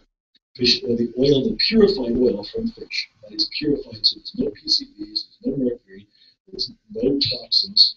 The and purified fish oil is widely available, and that is an anti-inflammatory activity. We also found, with the research that I've been doing in the last 10 years, that Scutellaria biflensis and Acacia catechu, two plants combined, can produce a remarkable product that does have a significant reduction in inflammation, and that can be consumed in a number of ways on a daily basis. I do have to say that inflammation at a certain level is important. So that if you think of an anti-inflammatory like a non-steroidal anti-inflammatory drug, like Motrin, ibuprofen, indocin, indomethacin, diclofenac. I mean, there's so many anti-inflammatories out there, but this is not the right approach. What those do is they reduce inflammation across the board, right? And some inflammatory activities are important, such as there is a protein called prostacyclin, which is produced. It's a vasodilator, and it's produced when you have a blockage in one of your blood vessels. If you're on a high-potency anti-inflammatory, that is literally making prostacyclin production possible. We learned a terrible lesson with Vioxx. Vioxx basically made it so that all those people that were throwing clots or that had high blood pressure or that had some occlusion in their arteries, instead of their blood vessel dilating to accommodate that occlusion, they died. Lots and lots of people died. So we're not a big fan of drug anti-inflammatories. We're a huge fan of plant-based anti-inflammatories. And that's really, and those are widely available. So Michael, you have cards. Good. I'm going to be mindful of your time because besides increasing exercise, which is the most critical to address first? Mental, emotional stress or changing one's diet? Interesting. Mental, emotional stress or changing one's diet? Well, I used to be on the diet of eating wheat at almost every meal and dairy, and it turns out I have sensitivities to both of those as well as eggs, and I would have eggs for breakfast every day. And so my mental state improved when I got those out of my diet. In fact, my realization that I was allergic to dairy or had a sensitivity to dairy was when I decided, oh, I feel so bad after eating ice cream, it's got to be sugar. So I got some sugar-free ice cream. I was so addicted. It was nasty. Got a big bowl because it's sugar-free. And I'm eating my ice cream, and midway into that bowl, I started to cry a little. And I realized I was allergic to dairy. And I finished it. I could never have it again. And my gut is healthy enough that I can have dairy less. But it radically changed how my brain was functioning. We are what we eat, and that inflammation isn't just in the gut. It's in this brain too. So I would start with diet and check that out. And what is the person eating? Are they eating junk food, or is it inflammation? Is it stuff that's not really food, but it's more taste entertainment? I also have to mention that the concluding chapter of the book is all about balance. It's all about balance, and that includes some kind of stress management. Life is stressful, and if you don't have a way to manage that stress, then it becomes distress.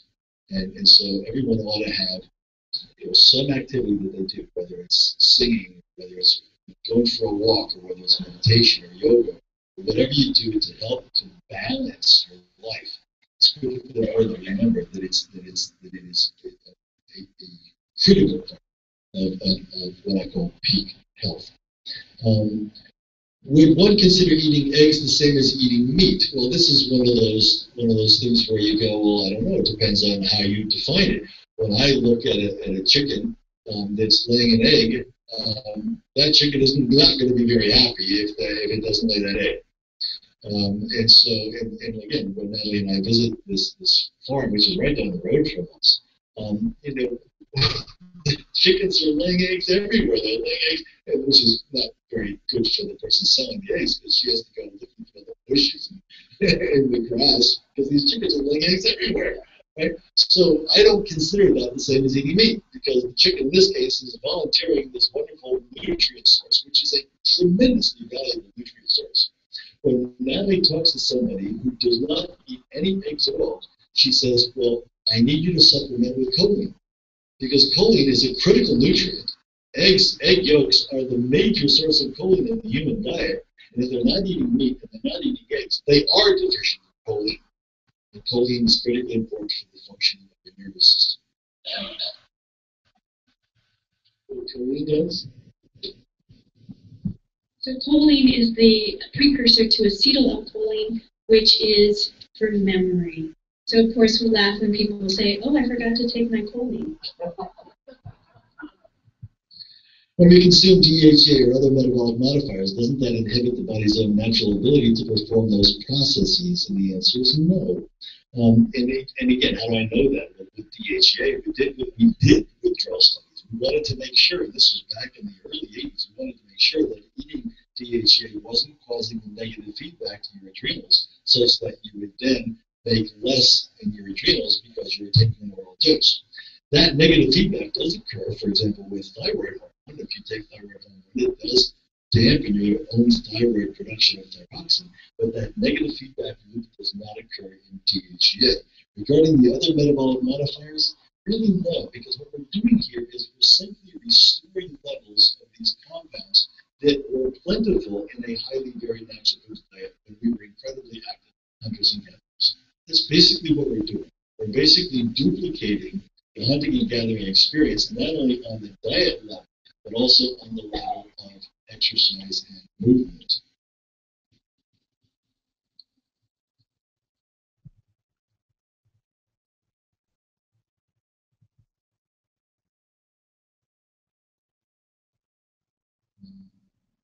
My understanding is that maca was not ever eaten raw in the cultures where it was consumed, and that it is a goitrogen when eaten raw, given the high incidence of thyroid disorder. What would you recommend?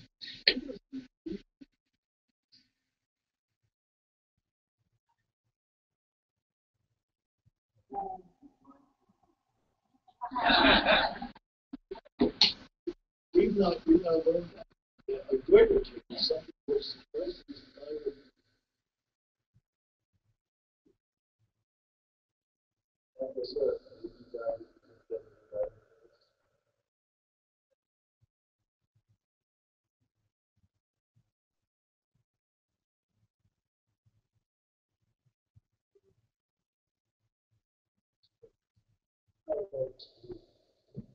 Omega-3. Ooh, yeah. Good. Thank you, Michael. So we have not found that to be the case in analyzing maca, because as you can understand, I was really curious about what was in this compound that had these beneficial effects. We did not find anything that was an anti-thyroxine that would cause weight. But that's something that I will look into, because this is the first time that I've heard that. Can you say something about people who cannot gain weight due to metabolic disorders? Cannot gain weight.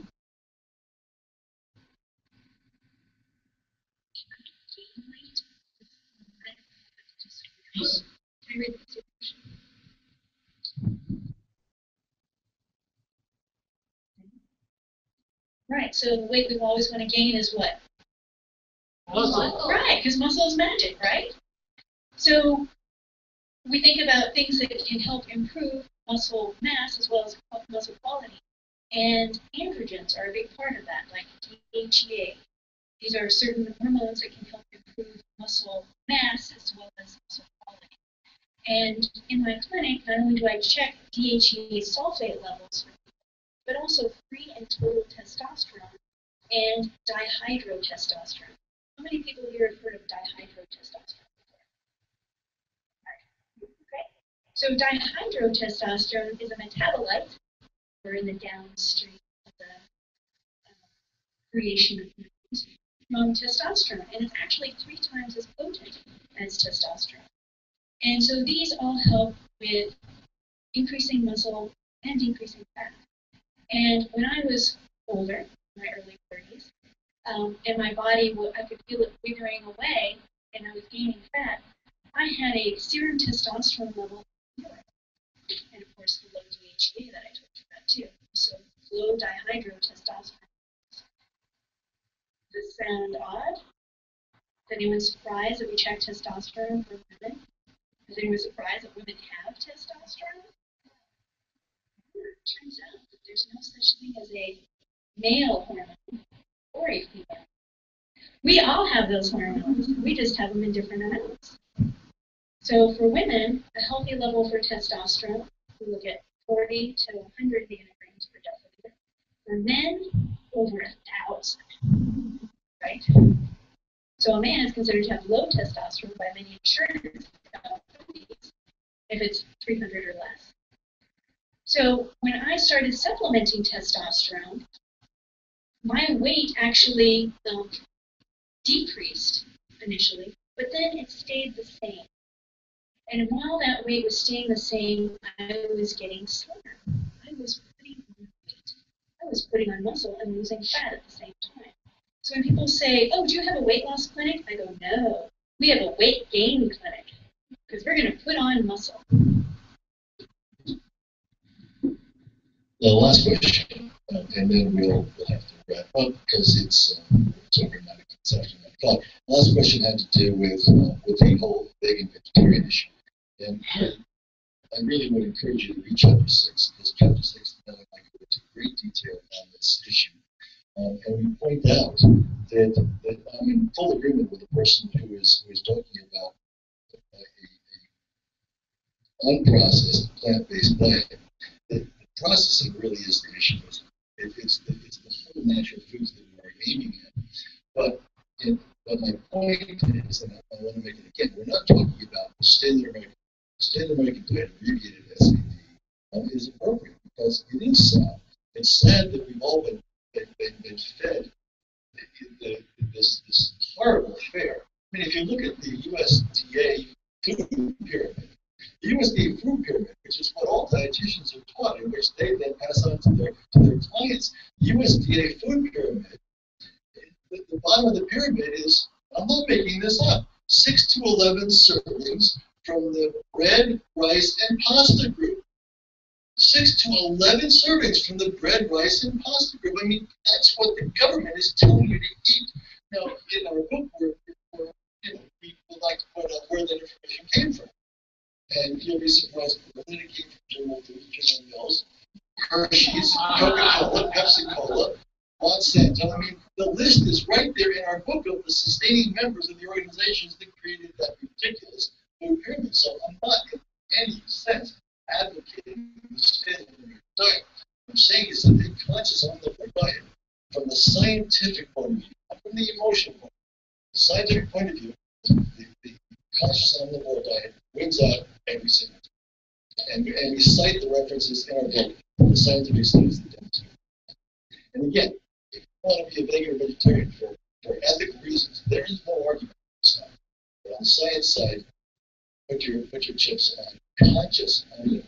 Now, the problem with conscious omnivore is they're hard to study because they're not identified with any social, they're not identified with any religious organization like Seventh-day Adventists, right? So finding enough conscious omnivores to study is kind of difficult. But we did our best in the book to describe research that's been done looking at people of those various dietary choices. Thank you so much for your time today.